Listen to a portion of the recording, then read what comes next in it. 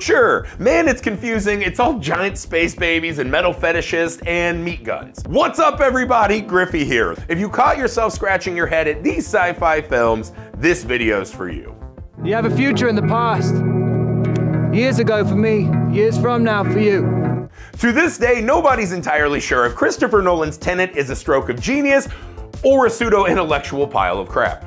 Even if you could understand what everyone's saying most of the time, which you can't, Well, we better put it out the hole before the bomb goes off, eh? the whole time inversion plot is pretty near impenetrable on a first watch, and the twist at the end that reveals John David Washington's protagonist character's true identity might be the most confusing of all. He's the mastermind behind the entire mission, or rather he will be at some point in the future. Hey, you never did tell me who recruited you, Neil. Haven't you guessed by now?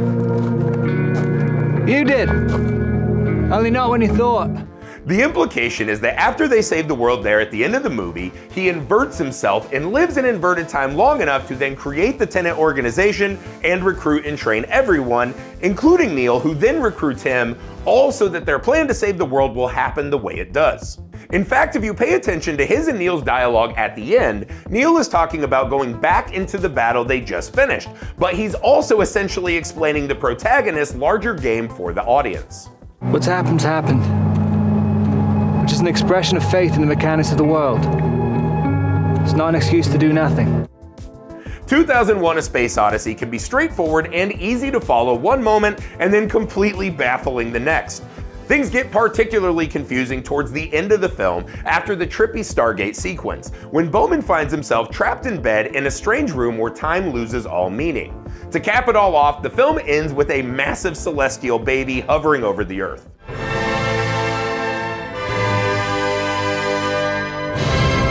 What the f? Believe it or not, there's actually a concrete and simple explanation for the whole ending. In a phone interview in 1980, Kubrick confirmed that Bowman is placed in a sort of human zoo by godlike entities so that they can study him.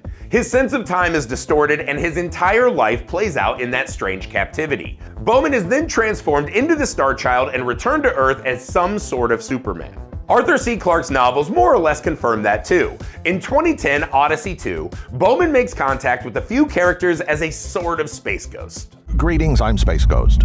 Spaceman. Space Ghost. You were a spaceman who died and became a space ghost. I've always been dead, Conan. If you want to understand the ending of Annihilation, you have to remember that line. And almost all of us self-destruct. In some way, in some part of our lives. The film's main storyline follows a small team tasked with investigating a patch of wilderness that's been overtaken by an otherworldly field dubbed the Shimmer. Inside the Shimmer, organic life mutates in unexpected and often horrifying ways. At the end, Natalie Portman's Lena finally reaches the lighthouse deep within the Shimmer, where she stumbles on what appears to be the source of all these shape-shifting shenanigans, a nebulous sphere of otherworldly energy. Before you can wrap your head around what you're seeing, an alien figure emerges and takes Lena's own physical form. The blank figure mirrors Lena's movements, learning from them and evolving into a perfect copy of her until Lena tricks it into holding a phosphorus grenade and escapes the lighthouse. The entire sequence plays out without dialogue, leaving the viewer to try to keep up with what's happening and interpret what it all means. So what does it all mean? Taken at face value, it's a visualization of the film's running theme of self-destruction. Lena spends the whole movie motivated not by self-preservation, but by the hope for atonement, and at least a little her own quest for self-annihilation. Here she's faced with the literal chance to destroy part of herself in order to continue her journey forward. But there's also a metaphorical angle. If you remember, Lena was cheating on her husband Kane before either of them went into the Shimmer. One interesting theory is that the entire Shimmer is a metaphor for the sort of cataclysmic internal evolution Lena's forced to endure in her struggle to come out on the other side of a failing marriage intact. We're all damaged goods here. The theory makes even more sense when you realize that the house in the Shimmer where the team holds up for the night is almost an exact copy of Lena's and Kane's house. When Lena gets back to reality, as it were, she knows for a fact that the real Kane is dead, and the person in the hospital is the same type of doppelganger she just supposedly destroyed. But when he asks if she's her, she doesn't answer. She honestly doesn't know, but it also doesn't matter. Whether changed by emotions or an alien force, she simply knows that neither of them are the same person they once were. I don't want to talk about time travel. Because if we start talking about it, then we're going to be here all day talking about it, making diagrams with straws. Looper takes place in both the near and distant future. In the far future, getting away with murder is so difficult that the mob opts to send their victims back in time to have people known as loopers kill them in the past. Eventually, the future version of the looper is sent back for death, closing the loop. Things get confusing pretty early when a looper named Seth lets the old version of himself escape. The mob folks aren't happy about this and send old Seth a message by carving it into young Seth's arm. Then you watch as little by little pieces start disappearing from old Seth. Each time he's horrified to see another part of himself missing. But the logical part of you says, wait, wouldn't he technically have had all those deformities for 30 years along with the memories of them? Well, far be it from me to pretend to know the ins and outs of time travel, but the movie does do a pretty decent job of explaining its in-universe rules. When the Joes meet up in the diner, Bruce Willis explains that as a dude from the future in the past, he exists in a sort of quantum state of possibility. Because my memories aren't really memories. They're just one possible eventuality now. The more probable an outcome is, the closer he is to existing as that possibility. Scars, memories, and so on only materialize once an outcome is certain, and vice versa. When young Joe starts to veer into a different life path, old Joe's memories of his wife start to fade. And when young Seth starts to lose body parts, old Seth finds himself with the sudden and horrifying memory of losing those parts decades earlier. The key is none of these changes lead to paradoxes or affect the future because the people who go back in time create a looped timeline separate from the main flow of time.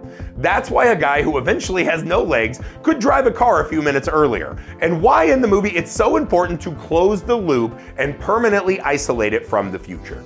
A man from the future runs free long enough, you know, time travel just fries your brain like an egg. Interstellar is a lot to take in the first time, but it's fairly simple for the most part. Coop and crew head through a wormhole to check up on some astronauts who went to a different galaxy to find a replacement planet for Earth. But things get a little warped towards the end. Cooper falls towards the event horizon of a massive black hole and suddenly finds himself inside an infinite bookshelf in his daughter's childhood bedroom, where he passes on the message that kickstarted the whole adventure.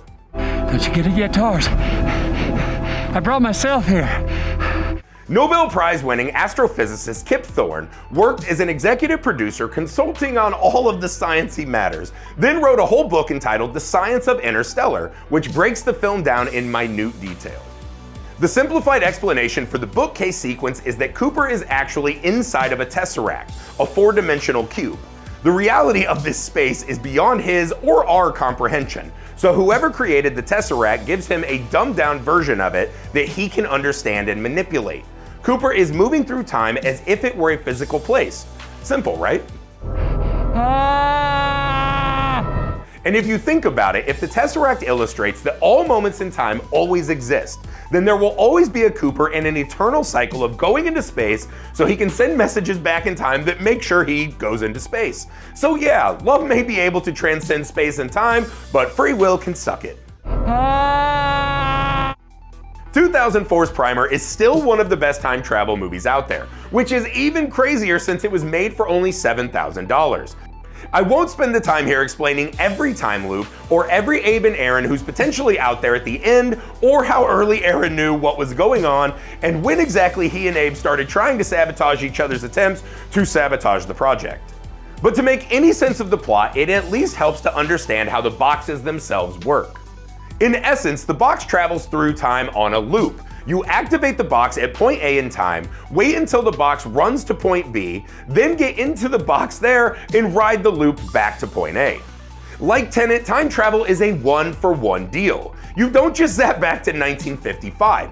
If you want to go back in time one day, you have to spend one day in the box. Then you can live out that day already knowing what's going to happen, going ape on stonks, and doing your best to avoid bumping into the other yourself that's running around, or in a pinch drugging him and dragging him into the attic. Simple, right? The Fountain is a visually gorgeous contemplation on life and death. It takes some mammoth narrative swings, and even if they don't all land perfectly, it's the kind of movie you can revisit again and again. Together we will live forever.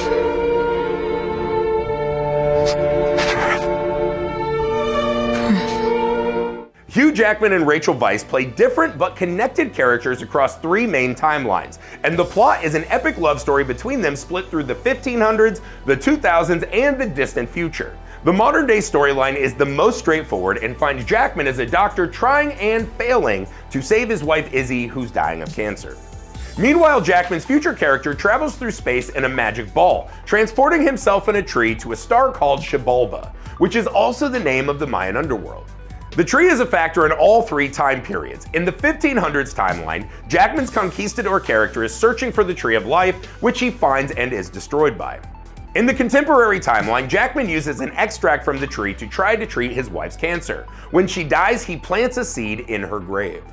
In the future timeline, Weisz's character has essentially become the tree, and now provides the sustenance that keeps Jackman's character alive at the cost of its own vitality. As convoluted as the whole thing is, it boils down to a simple idea, even if it's, kind of depressing. The tree represents the quest to defeat death in all the timelines, but it's only in the future timeline, when he leaves the tree behind, that he actually becomes free of death. As director Darren Aronofsky said, ultimately the film is about coming to terms with your own death. So much for happy endings. We're almost there. Under the Skin is a brilliant example of a filmmaker intentionally providing 0 explanations about what's going on. So let's start with the obvious. Scarlett Johansson plays an unnamed alien. She hunts humans and lures them into a mysterious black room where they sink into the floor and liquefy. And as abstract as the visuals may be, that's basically the whole thing. The aliens' purpose on Earth is to harvest the biological material of humans. As director Jonathan Glazer explained in an interview with Film 4, the white and black rooms represent alien interiors that our human minds can't properly comprehend. Everything that happens within the black room represents the harvesting process, where the men are mined and left as empty husks of skin. The source novel spells out the aliens' intentions and harvesting processes in more explicit detail. Alan?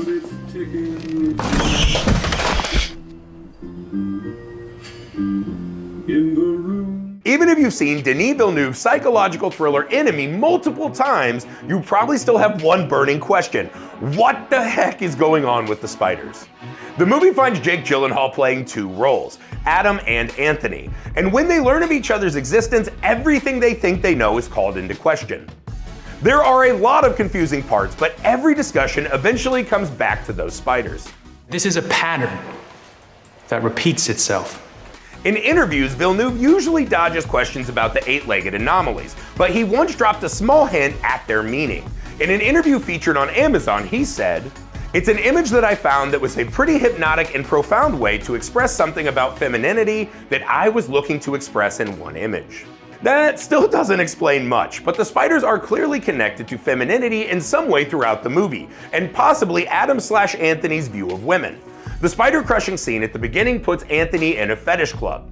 He later sees a woman with the spider's head, and the giant spider hovering over Toronto comes right after he goes to see his mother, coincidentally the most overbearing female presence in his world.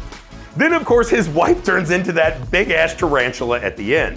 One interpretation is that the spiders are a metaphor for his views of women and commitment, trapping him in their webs. His entire life feels tethered to that analogy. There are webs everywhere. And at the end, when he was seemingly about to fall into his old patterns and cheat on his wife again, he doesn't seem the least bit surprised to find that she has, once again, reverted to his psychological view of her. You've become the video word made flesh. I am the video word made flesh. Videodrome is one of David Cronenberg's best films, and it's also one of his grossest. There are plenty of outrageous and baffling moments in the film, but one of the most confusing involves the flesh gun. After having a Betamax tape forced into a fleshy slit in his stomach, Max flees, then reaches inside himself and pulls out a goop-covered handgun that immediately begins fusing to his hand with metal spikes. When he shoots people with the flesh gun, they start to bulge and burst apart. On the surface, all of this could just be for the sake of shock value, but it does follow the internal logic of the film and support its themes. As explained by Cronenberg and described in the original script, the gun isn't shooting bullets, it's shooting cancer, causing tumorous eruptions. Ren is becoming the human manifestation of the tumor-causing broadcast signals of the in-film Videodrome show. He's the video word made flesh. Television is reality. And reality is less than television. Tetsuo the Iron Man is sort of the benchmark for bizarre Japanese sci-fi horror. As the film goes on, the main character transforms into an increasingly grotesque abomination of metal and flesh, and eventually, he starts to like it.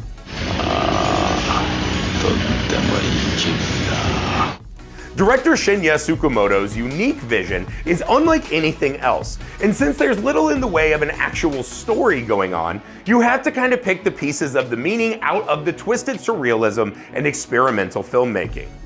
The man at the start of the film is a metal fetishist, and yes, that's exactly what it sounds like. By violently encountering this character early in the film, the protagonist contracts what could best be described as a kind of metallic STI from him, which then spreads throughout his body and others. The two keys to understanding the narrative of the film are the fact that in Tetsuo the Iron Man, metal and sexuality are intrinsically linked, and the metal mutations are themselves viral, propelling a twisted form of transhumanism from which there is no escape for any of us. よし、こうなったら世界中を鋼鉄の塊にしちまおうか。